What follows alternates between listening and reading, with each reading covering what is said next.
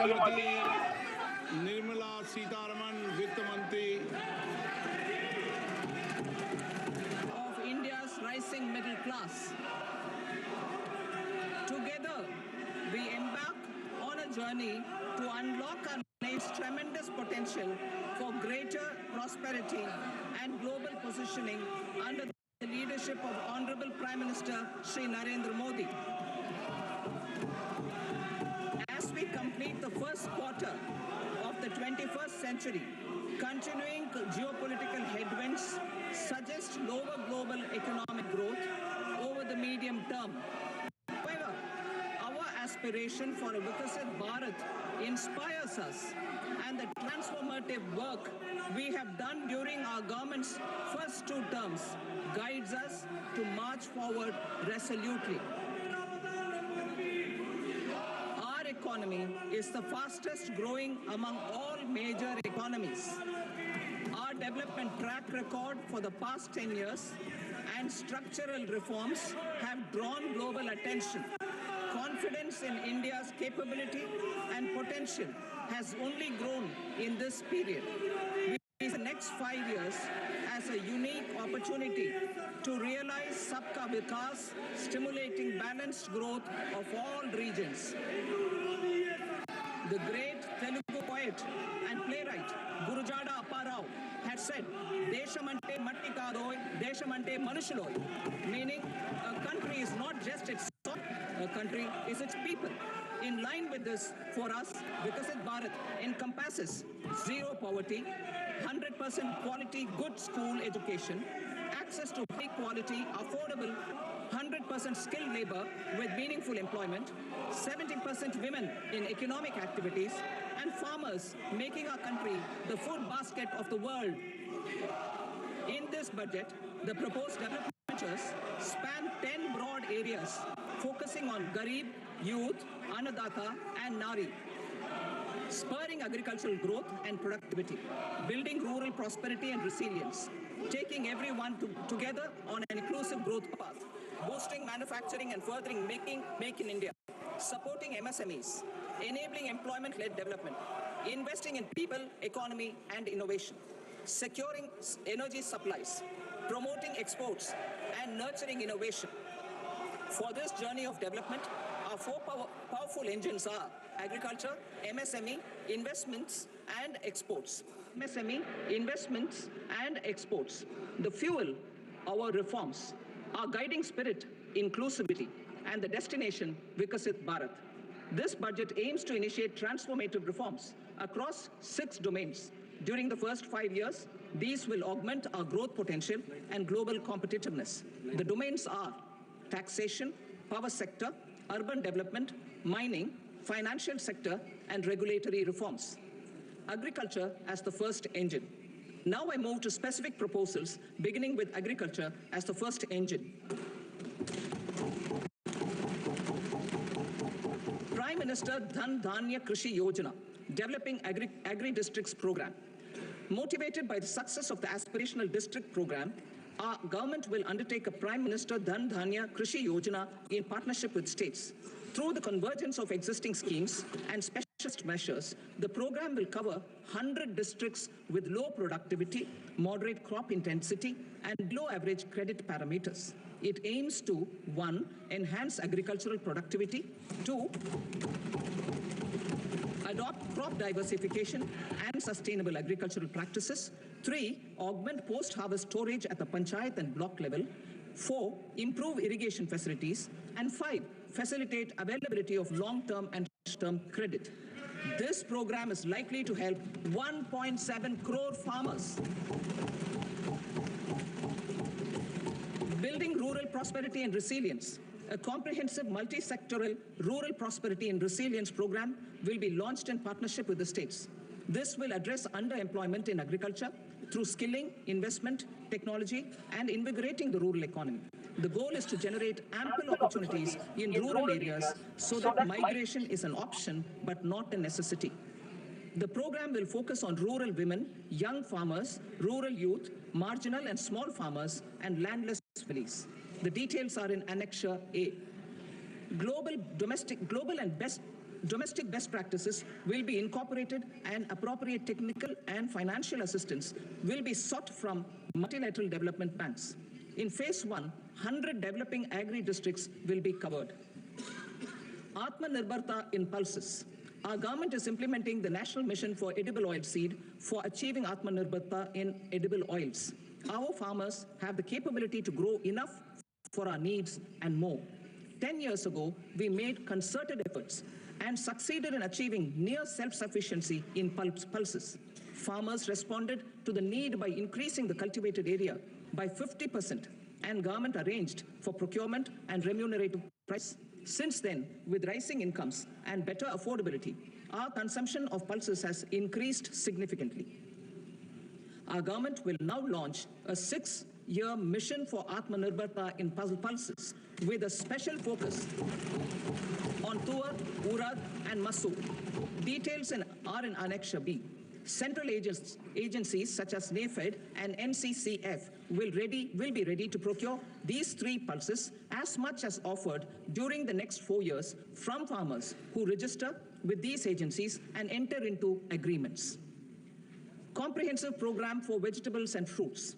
It is encouraging that our people are increasingly becoming aware of their nutritional needs. It is a sign of a society becoming healthier. With rising income levels, the consumption of vegetables, fruits, and Shri Anna is increasing significantly. A comprehensive program to promote production, efficient supplies, processing, and remunerative prices for farmers will be launched in partnership with the states. Appropriate institutional mechanisms for implementation and participation of farmer producer organizations and cooperatives will be set up. Makhana Board in Bihar. For this, there is a special opportunity for the people of Bihar. A Makhana Board will be established in the state to improve production, processing, value addition, and marketing of makhana. The people engaged in these activities will be organized into FPOs. The board will provide hand-holding and training support to makhana farmers and will also work to ensure they receive the benefits of all relevant government schemes. A national mission on high-yielding seeds will be launched, aimed at 1. Strengthening research ecosystem, 2. Targeted development and propagation of seeds with high yield, pest resistance, and climate resilience, and 3. Commercial availability of more than 100 seed varieties released since July 2024. India ranks 2nd largest globally in fish production and aquaculture. Seafood exports are valued at 60,000 crore rupees. To unlock the untapped potential of the marine sector, our government will bring in an enabling framework for sustainable harnessing of fisheries from Indian Exclusive Economic Zone and high seas, with a special focus on the Andaman and Nicobar and Lakshadweep Islands. For the benefit of lakhs of cotton growing farmers, I am pleased to announce a mission for cotton productivity. This 5-year mission will facilitate significant improvements in productivity and sustainability of cotton farming and promote extra long staple cotton varieties. The best of science and technology support will be provided to farmers. Aligned with our integrated 5F vision for the textile sector, this will help in increasing incomes of the farmers and ensure a steady supply of quality cotton for rejuvenating India's traditional textile sector. Kisan credit cards facilitate short-term loans for 7.7 crore farmers, fishermen, and dairy farmers. The loan limit under modified interest subvention scheme will be enhanced from 3 lakh rupees to 5 lakh rupees for loans taken through the KCC. For Atmanirbharta in urea production, our government had reopened 3 dormant urea plants in the eastern region. To further augment urea supply, a plant with annual capacity of 12.7 lakh metric tons will be set up at Namrup in Assam. India Post, with 1.5 lakh post offices, complemented by the India Post Payment Bank and a vast network of 2.4 lakh Dak Sevaks, will be repositioned to act as a catalyst for the rural economy. Details are at Annexure C. India Post will also be transformed as a large public logistics organization. This will meet the rising needs of Vishwakarmas, new entrepreneurs, women, self-help groups, MSMEs, and the large business organizations. Our government will provide support to NCDC for its lending operations for the cooperative sector. MSMEs as the second engine. Now I move to MSMEs as the second engine, which encompasses manufacturing and services with a focus on MSMEs numbering 5.7 crores.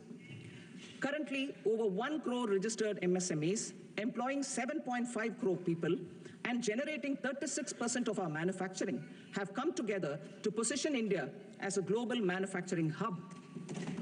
With their quality products, these MSMEs are responsible for 45% of our exports.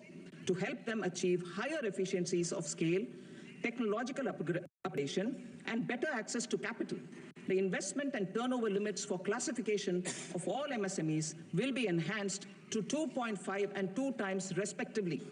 This will give them the confidence to grow and generate employment for our youth. The details are given in Annexure D. To improve access to credit, the credit guarantee cover will be enhanced.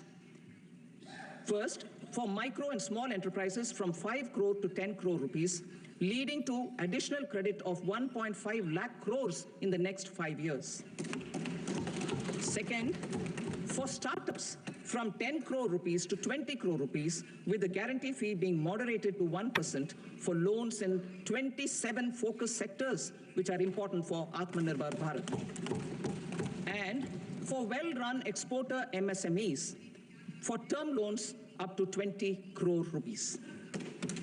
Also for the micro enterprises, we will introduce customized credit cards with a 5 lakh rupee limit for micro enterprise registered on Udyam portal.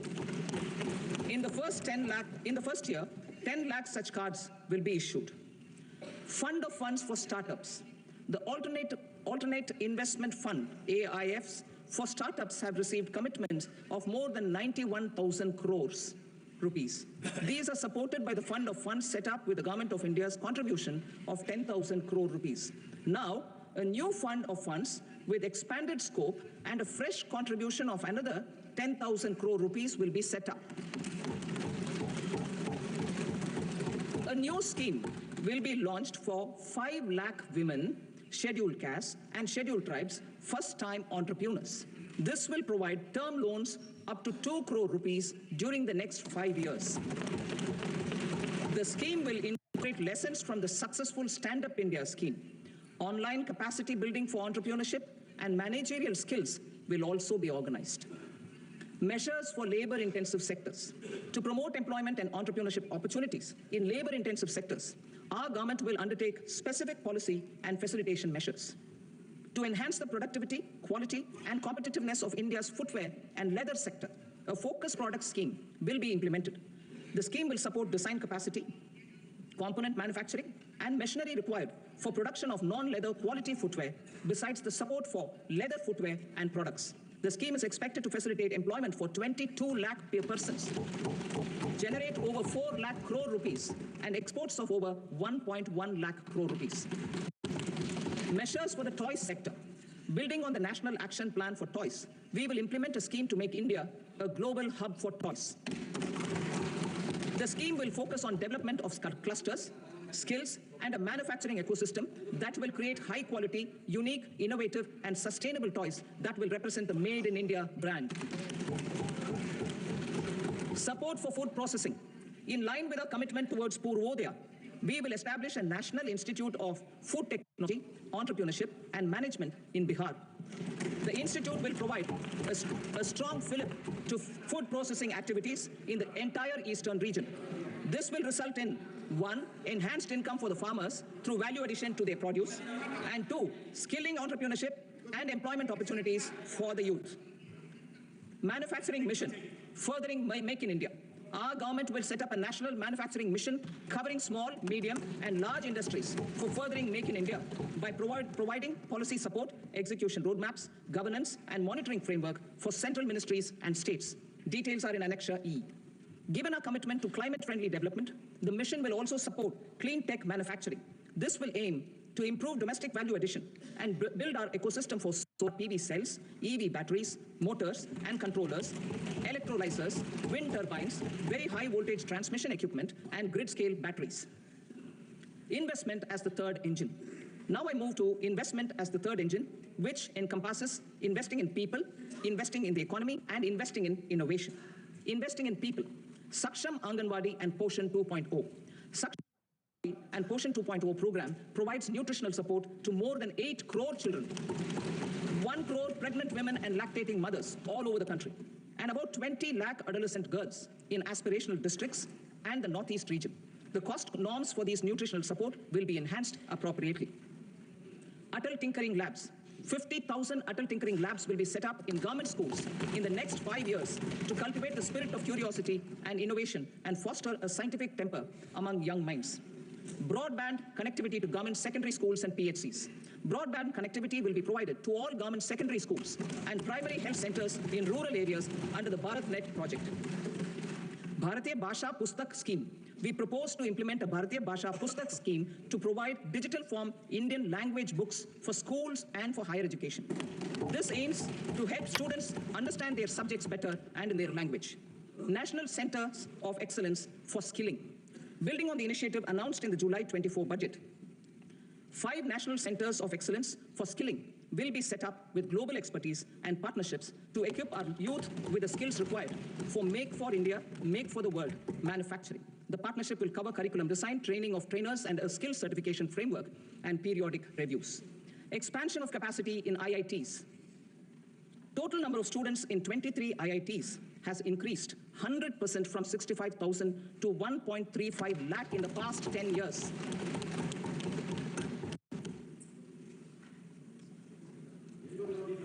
Additional infrastructure will be created in the 5 IITs started after 2014 to facilitate education for 6,500 more students. Hostel and other infrastructure capacity at IIT Patna will also be expanded. Center of Excellence. Center of Excellence in AI for Education. I had announced 3 centers of excellence in artificial intelligence for agriculture, health, and sustainable cities in 2023. Now a center of excellence in artificial intelligence for education will be set up with a total outlay of 500 crores. Expansion of medical education. Our government has added almost 1.1 lakh undergraduate and postgraduate medical education seats in 10 years, an increase of 130%. In the next year, 10,000 additional seats will be added in medical colleges and hospitals towards the goal of adding 75,000 seats in the next 5 years. Daycare and cancer centers in all district hospitals.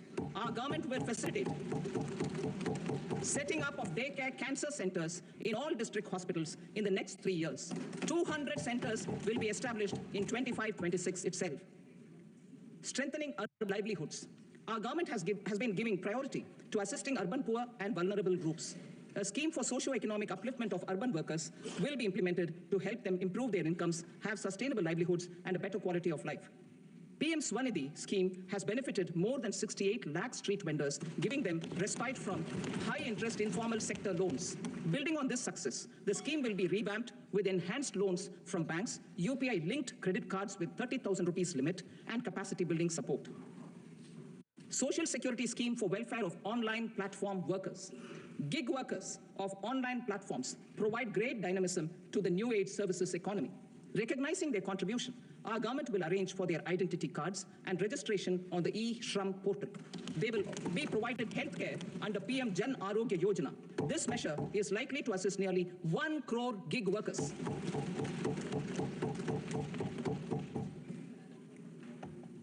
Investing in the economy. Public-private partnership in infrastructure. Each infrastructure-related ministry will come up with a 3-year pipeline of projects that can be implemented in PPP mode. States will also be encouraged to do so and can seek support from the India Infrastructure Project Development Fund, which is a scheme to prepare PPP proposals. Support to states for infrastructure. An outlay of 1.5 lakh crore is proposed for the 50-year interest-free loans to states for capital expenditure and incentives for reforms. Building on the success of the first asset monetization plan announced in 2021, the second plan for 2025 to 30 will be launched to plow back capital of 10 lakh crore in new projects. Regulatory and fiscal measures will be fine-tuned to support the plan. Jal Jeevan Mission. Since 2019, 15 crore households, representing 80% of India's rural population, have been provided access to portable tap water connections. To achieve 100% coverage, I am pleased to announce the extension of this mission until 2028 with an enhanced total outlay. The mission's focus will be on the quality of infrastructure and O&M of rural piped water supply schemes through Jan Bhagidari. A separate MOU or separate MOUs will be signed with the states and union territories to ensure sustainability and citizen-centric water services delivery. Urban sector reforms. Building on the July budget proposals, urban sector reforms related to governance, municipal services, urban land and planning will be incentivized. Urban Challenge Fund.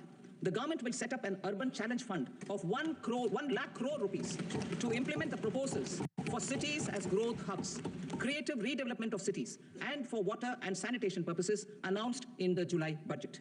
This fund will finance up to 25% of the cost of bankable projects, with a stipulation that at least 50% of the cost is funded from bonds, bank loans, and PPPs. An allocation of 10,000 crore is proposed in 2025-26. Power sector reforms. We will incentivize electricity distribution reforms and augmentation of intrastate transmission capacity by states. This will improve financial health and capacity of electricity companies. Additional borrowing of 0.5% of GSDP will be allowed to states contingent on these reforms. Nuclear energy mission for Vikasit Bharat. Development of at least 100 gigawatt of nuclear energy by 2047 is essential for our energy transition efforts. For an active partnership with private sector towards this goal, amendments to the Atomic Energy Act and the Civil Liability for Nuclear Damage Act will be taken up. A nuclear energy mission for research and development of small modular reactors with an outlay of 20,000 crore will be set up. At least 5 indigenously developed small modular reactors will be operationalized by 2033. Shipbuilding.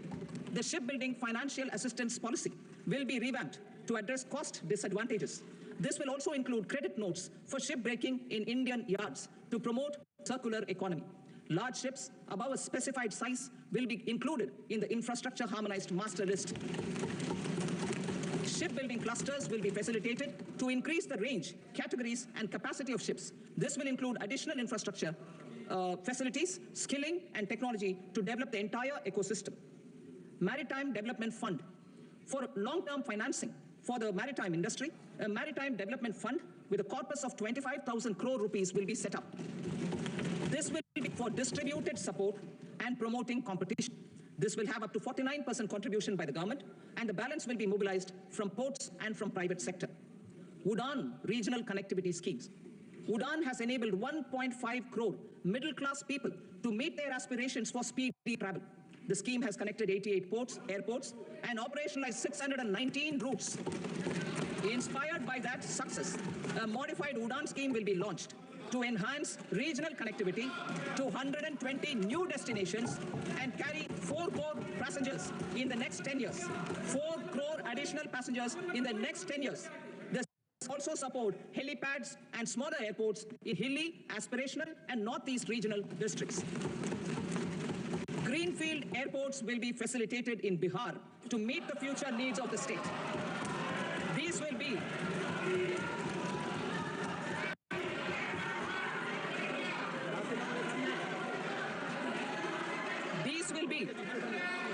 be in addition to the expansion of the capacity of Patna Airport and a brownfield airport in Beta.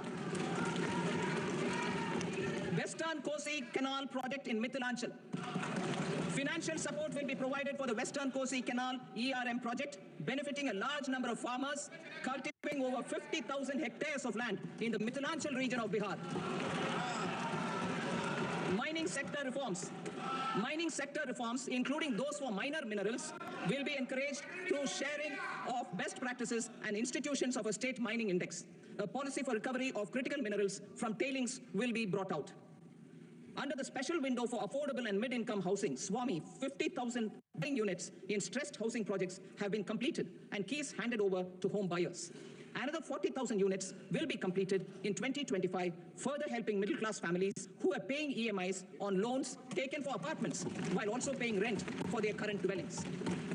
Building on this success, SWAMI Fund 2 will be established as a blended finance facility with contribution from the government, banks, and private investors. This fund of 15,000 crore rupees will aim for expeditious completion of another 1 lakh units. PM Gati Shakti data for private sector. For PPPs and assisting the private sector in project planning, access to relevant data and maps from the PM Gati Shakti portal will be provided. Tourism for employment-led growth. Top 50 tourist destination sites in the country will be developed in partnership with states through a challenge mode. Land for building key infrastructure will have to be provided by the states. Hotels in these destinations will be included in the infrastructure harmonized list. The following measures will be taken for facilitating employment-led growth. Organizing intensive skill development programs for our youth, including in institutes of hospitality management. Providing mudra loans for homestays. Improving ease of travel and connectivity to tourist destinations. Providing performance-linked incentives to states for effective destination management, including tourist amenities, cleanliness, and marketing efforts. And introducing streamlined e-visa facilities along with visa fee waivers for tourist groups. Continuing with the emphasis on places of spiritual and religious significance in the July budget, there will be a special focus on destinations related to the life and times of Lord Buddha. Medical tourism and heal in India will be promoted in partnership with the private sector along with capacity building and easier visa norms. Investing in innovation. To implement private sector-driven research, development, and innovation initiatives announced in the July budget, I am now allocating 20,000 crore rupees for this purpose. A deep tech fund of funds will also be explored to catalyze the next generation startups as a part of this initiative. In the next 5 years, under the PM Research Fellowship Scheme, we will provide 10,000 fellowships for technological research in IITs and IISc with enhanced financial support. The second gene bank with 10 lakh germplasm lines will be set up for future food and nutritional security. This will provide conservation support to both public and private sectors for genetic resources. We will start a national geospatial mission to develop foundational geospatial infrastructure and data. Using PM Gati Shakti, this mission will facilitate modernization of land records, urban planning, and design of infrastructure projects. A Gyan Bharatam mission for survey, documentation, and conservation of our manuscript heritage with academic institutions, museums, libraries, and private collectors will be undertaken to cover more than 1 crore manuscripts. We will set up a national digital repository of Indian knowledge systems for knowledge sharing. Now I move to exports as the fourth engine. We will set up an export promotion mission with sectoral and ministerial targets driven jointly by the Ministries of Commerce, MSME, and Finance. It will facilitate easy access to export credit, cross-border factoring support to MSMEs to tackle non-tariff measures in overseas markets. A digital public infrastructure, Bharat Trade Net, for international trade will be set up, a unified platform for trade documentation and financing solutions. This will complement the Unified Logistics Interface Platform. The BTN will be aligned with international practices. Support will be provided to develop domestic manufacturing capacities for our economy's integration with global supply chains. Sectors will be identified based on objective criteria. Facilitation groups with participation of senior officers and industry representatives will be formed for select products and supply chains. Through this, there are huge opportunities related to Industry 4.0, which needs high skills and talent. Our youth have both. Our government will support the domestic electronic equipment industry to leverage this opportunity for the benefit of our youth.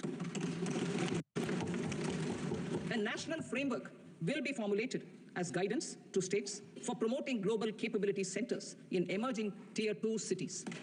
This will suggest measures for enhancing availability of talent and infrastructure, building bylaw reforms, and mechanisms for collaboration with industry. Our government will facilitate upgradation of infrastructure and warehousing for air cargo, including high-value perishable horticultural produce.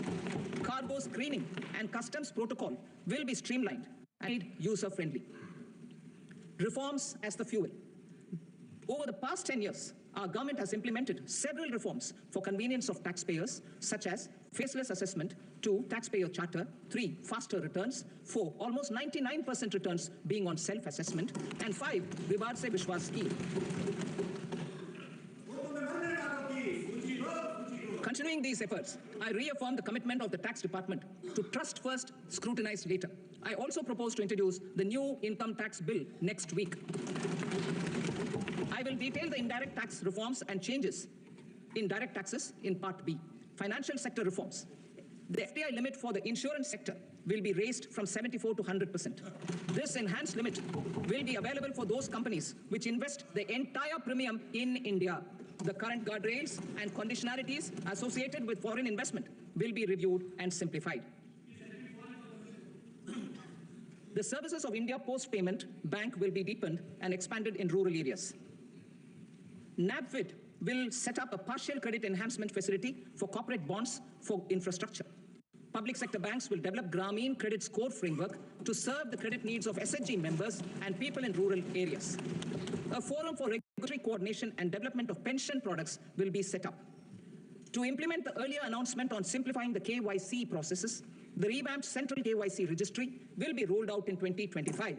We will also implement a streamlined system for periodic updating. Requirements and procedures for speedy approval of company mergers will be rationalized. The scope for fast-track mergers will also be widened and the process made simpler. As proposed in the interim budget, we signed bilateral investment treaties with 2 countries in 2024 to encourage sustained foreign investment, and in the spirit of First Develop India, the current model BIT will be revamped and made more investor-friendly. In the last 10 years, in several aspects, including financial and non-financial, our government has demonstrated a steadfast commitment to ease of doing business. We are determined to ensure that our regulations must keep up with technological innovations and global policy developments. A light-touch regulatory framework based on principles and trust will unleash productivity and employment. Through this framework, we will update regulations that were made under old laws. To develop this modern, flexible, people-friendly, and trust-based regulatory framework appropriate for the 21st century, I propose 4 specific measures. A high-level committee for regulatory reforms will be set up for a review of all non-financial sector regulations, certifications, licenses, and permissions. The committee will be expected to make recommendations within a year. The objective is to strengthen trust-based economic governance and take transformational measures to enhance ease of doing business, especially in matters of inspection and compliances. States will be encouraged to join in this endeavor. An investment friendliness index of states will be launched in 2025 to further the spirit of competitive, cooperative federalism. Under the Financial Stability and Development Council, a mechanism will be set up to evaluate impact of the current financial regulations and subsidiary instructions. It will also formulate a framework to enhance their responsiveness and development of the financial sector. In the Jan Vishwas Act 2023, more than 180 legal provisions were decriminalized. Our government will now bring up the Jan Vishwas Bill 2.0 to decriminalize more than 100 provisions in various laws. I now move to fiscal policy. In the July budget, I had committed to staying the course for fiscal consolidation. Our endeavor will be to keep the fiscal deficit each year such that central government debt remains on a declining path as a percentage of the GDP. The roadmap for the next 6 years has been detailed in the FRBM statement. Revised estimates for 2024-25. The revised estimate of the total receipts other than borrowings is 31.47 lakh crore rupees, of which the net tax receipts are 25.57 lakh crore rupees. The revised estimate of the total expenditure is 47.16 lakh crore rupees, of which the capital expenditure is about 10.18 lakh crore rupees. The revised estimate of the fiscal deficit is 4.8% of the GDP. Budget estimates for 25-26. Coming to 25-26, the total receipts other than borrowings and total expenditure are estimated at 34.96 lakh crore rupees and 50.65 lakh crore rupees respectively. The net tax receipts are estimated at 28.37 lakh crore rupees.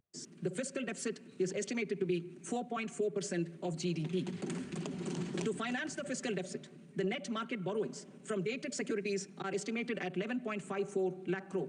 The balance financing is expected to come from small savings and other sources. The gross market borrowings are estimated at 14.82 lakh crore rupees. I will now move to Part B. Indirect taxes. My proposals relating to customs aim to rationalize tariff structure and address duty inversion. These will also support domestic manufacturing and value addition, promote exports, facilitate trade, and provide relief to common people. Rationalization of customs tariff structure for industrial goods. As a part of comprehensive review of customs rate structure announced in July 2024 budget, I propose to 1.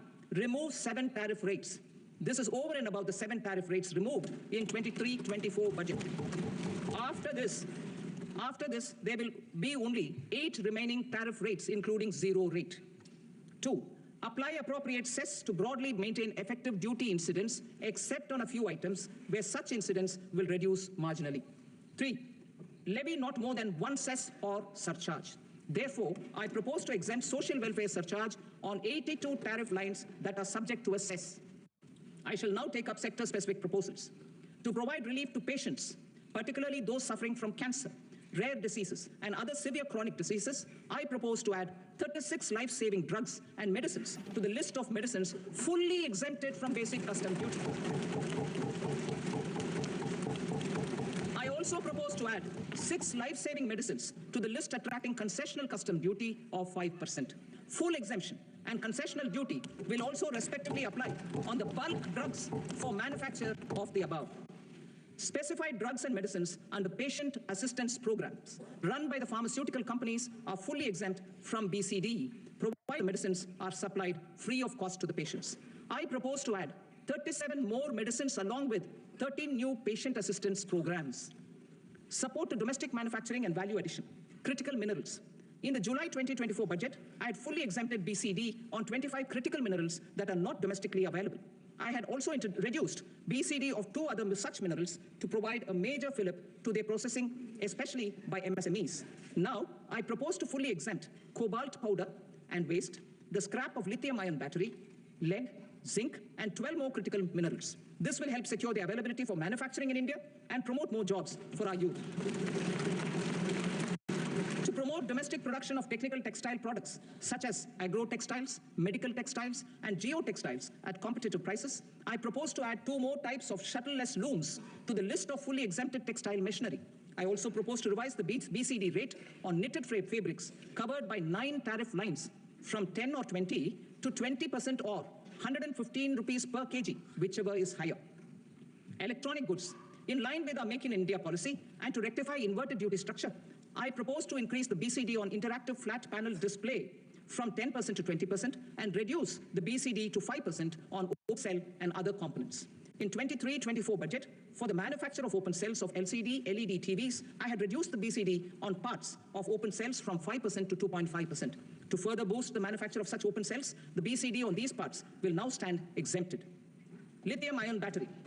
To the list of exempted capital goods, I propose to add 35 additional capital goods for EV battery manufacturing and 28 additional capital goods for mobile phone battery manufacturing. This will boost domestic manufacture of lithium-ion batteries, both for mobile phones and for electric vehicles. Shipping sector. Considering that shipbuilding has a long gestation period, I propose to continue the exemption of BCD on raw materials, components, consumables, or parts for the manufacture of ships for another 10 years.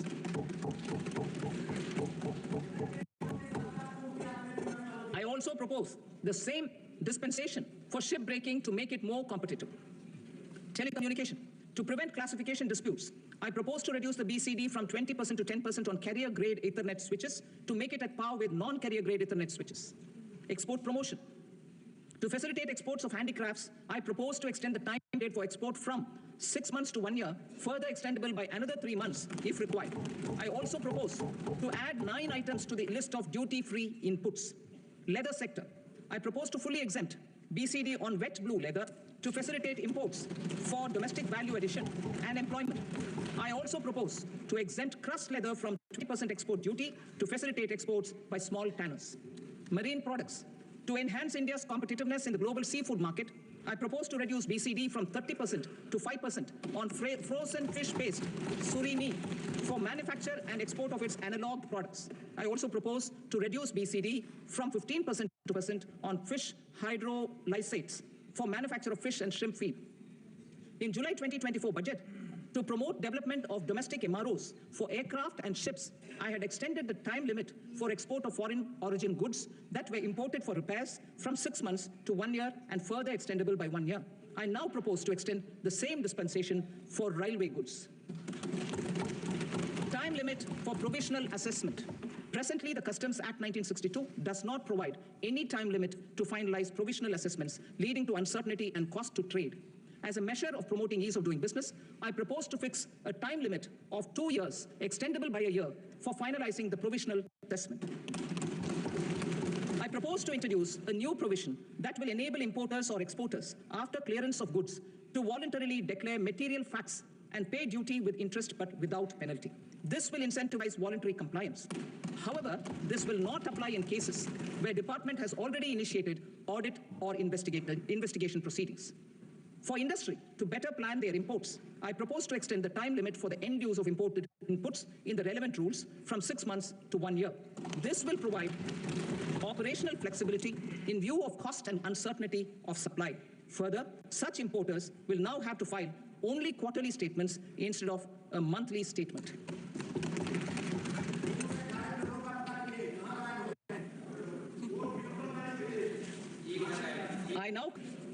In Part A, I have briefly underlined taxation reforms as one of key reforms to realize our vision of Vikasit Bharat. In respect of criminal law, our government had earlier ushered in Bharatiya Nyaya Sanhita, replacing Bharatiya Danda Sanhita. I am happy to inform this august House and the country that for new income tax bill will carry forward the same spirit of Nyaya in its drafting as well. The new bill will be clear and direct in text, with close to half of the present law in terms of both chapters and words. It will be simple to understand for taxpayers and tax administrators, leading to tax certainty and reduced litigation. Reforms, however, are not a destination. They are means to achieve good governance for our people and economy. Providing good governance primarily involves being responsive. The Tirukkural captures this in verse 542, which reads, "Vaanokki vaazhum ulagallam, mannavan kol nokki vaazhum kudi," meaning, just as the living beings live expecting rains, citizens live expecting good governance. Our government is committed to keeping an ear to the ground and a finger on the pulse and responding while balancing our national building efforts. The following measures will detail just how our government will, under the guidance of PM Modi, has taken steps to understand and address.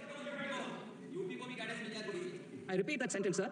The following measures will detail just how our government, under the guidance of PM Modi, has taken steps to understand and address the needs voiced by our citizens. My tax proposals are guided by this spirit. The objectives of my proposals are as follows. Personal income tax reforms with special focus on middle class. Rationalization of TDS and TCS for easing difficulties. Encouraging voluntary compliance. Reducing compliance burden. Ease of doing business, employment and investment. I will come to my proposal on personal income tax towards the end. TDS and TCS, rationalization for easing difficulties. I propose to rationalize tax deduction at source, TDS, by reducing the number of rates and thresholds above which TDS is deducted. Further, threshold amounts for tax deduction will be increased for better clarity and uniformity. The limit for tax deduction on interest for senior citizens is being doubled from the present 50,000 rupees to 1 lakh rupees. Similarly, the annual limit of 2.40 lakh rupees for TDS on rent is being increased to 6 lakh rupees. This will reduce the number of transactions liable to TDS, thus benefiting small taxpayers receiving small payments. The threshold to collect tax at source, the TCS, on remittances under RBI's liberalized remittance scheme, the LRS, is proposed to be increased from 7 lakh to 10 lakhs. I also propose to remove TCS on remittances for education purposes, where such remittances is out of a loan taken from a specified financial institution. Both TDS and TCS are being applied on any transaction related to sale of goods. To prevent such compliance difficulties, I propose to omit the TCS. I also propose that the provisions of the higher TDS deduction will now apply only in non-PAN cases. In July 2024, the delay for payment of TDS up to the due date of filing statement was decriminalized. I propose to provide the same relaxation to TCS provisions as well. The government under the leadership of Prime Minister Modi believes in Sabka Saath, Sabka Vikas, Sabka Vishwas, and Sabka Prayas. In line with this, we brought in updated return facility in 2022 for voluntary compliance by taxpayers who had omitted to report their correct income. Our trust in taxpayers was proved right. Nearly 90 lakh taxpayers voluntarily updated their incomes by paying additional tax. Taking this trust further, I now propose to extend the time limit to file updated returns for any assessment year from the current limit of 2 years to 4 years. I propose to reduce the compliance burden for small charitable trusts and institutions by increasing their period of registration from 5 years to 10 years. It is also proposed that disproportionate consequences do not arise for minor defaults such as incomplete applications filed by charitable entities. Presently, taxpayers can claim the annual value of self-occupied properties as nil only on the fulfillment of certain conditions. Considering the difficulties faced by taxpayers, it is proposed to allow the benefit of 2 such self-occupied properties without any condition. To streamline the process of transfer pricing and to provide an alternative to yearly examination, I propose to introduce a scheme for determining arm's length price of international transaction for a block period of 3 years. This will be in line with global best practices. With a view to reduce litigation and provide certainty in international taxation, the scope of safe harbor rules is being expanded. A number of senior and very senior citizens have very old national savings scheme accounts. As interest is no longer payable on such accounts, I propose to exempt withdrawals made from NSS by individuals on or after 29th August 2024. I'm also proposing to allow similar treatment to NPS Vatsalya accounts as is available to normal NPS accounts subject to overall limits. In my speech in July 2024, I had promised that all processes, including giving effect to appellate orders, shall be digitalized and made paperless over the next 2 years. So I'm happy to announce that digitalization is being made operational now. In July 2024, we brought in the Vivad Se Vishwas scheme to resolve income tax disputes pending in appeal. The scheme has received a great response, with nearly 33,000 taxpayers having availed of the scheme to settle their disputes. I have a few proposals to promote investment and employment. It is proposed to provide a presumptive taxation regime for non-residents who provide services to a resident company that is establishing or operating an electronics manufacturing facility. I further propose to introduce a safe harbor for tax certainty for non-residents who store components for supply to specified electronics manufacturing units. Presently, the tonnage tax scheme is available only to sea-going ships. The benefits of existing tonnage tax scheme are proposed to be extended to inland vessels registered under the Indian Vessels Act 2021 to promote inland water transport in the country. Extension for incorporation of startups. We continue to support the Indian startup ecosystem. I propose to extend the period of incorporation by 5 years to allow the benefit available to startups which are incorporated before 1/4/2030. In order to attract and promote additional activities in the IFSC, I am inter alia proposing specific benefits to ship leasing units, insurance offices, and treasury centers of global companies which are set up in IFSC. Further, to claim benefits, the date for commencement in IFSC has also been extended by 5 years to 31/3/2030. Category 1 and Category 2 AIFs are undertaking investments in infrastructure and other such sectors. I propose to provide certainty of taxation to these entities on the gains from securities. To promote funding from sovereign wealth funds and pension funds to the infrastructure sector, I propose to extend the date of making an investment by 5 more years up to 31st March 2030.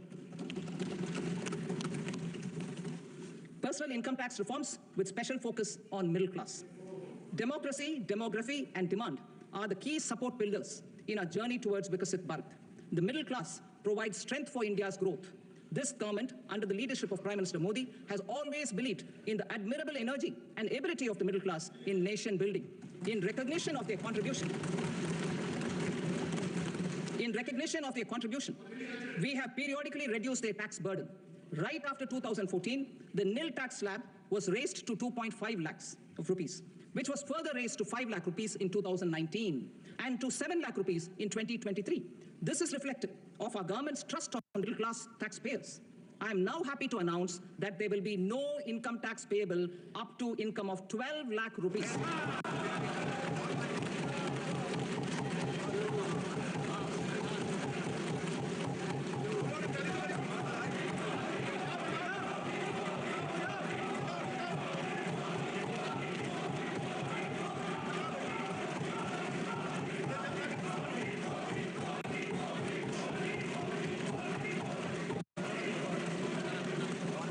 So, average income of 1 lakh per month, other than the special rate income such as capital gains, under the new regime.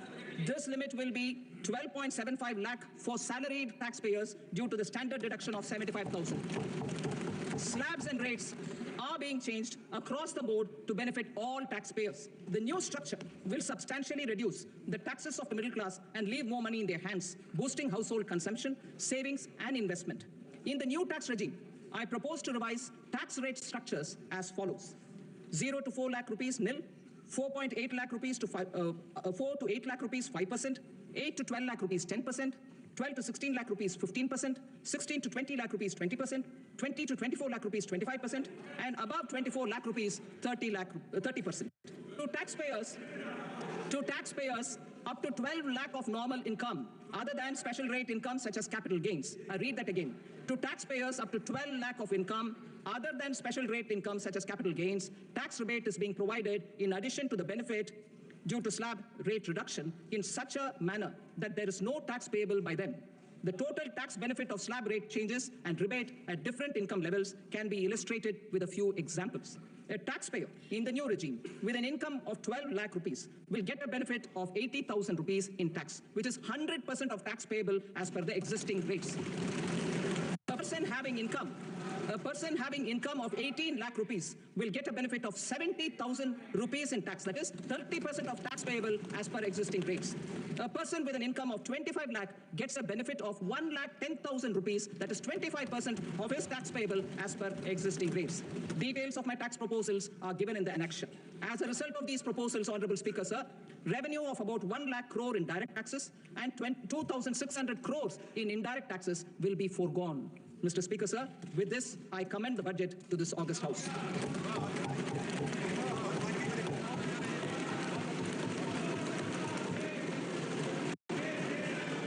Item number 2, Srimati Nirmala Sitaraman.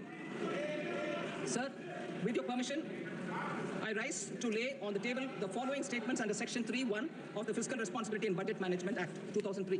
Medium-term fiscal policy cum fiscal policy strategy statement and my macroeconomic framework statement. Item number 3, Srimati Nirmala Sitaraman. Sir, with your permission, I rise to move for leave to introduce the Finance Bill 2025. प्रश्न ये है कि विधेयक को पुनर्स्थापित करने की अनुमति प्रदान की जाए। जो सदस्य इसके पक्ष में हाँ गए, जो सदस्य विरोध में ना गए, जिसको रात 11 बजे तक के लिए स्थगित की जाती है।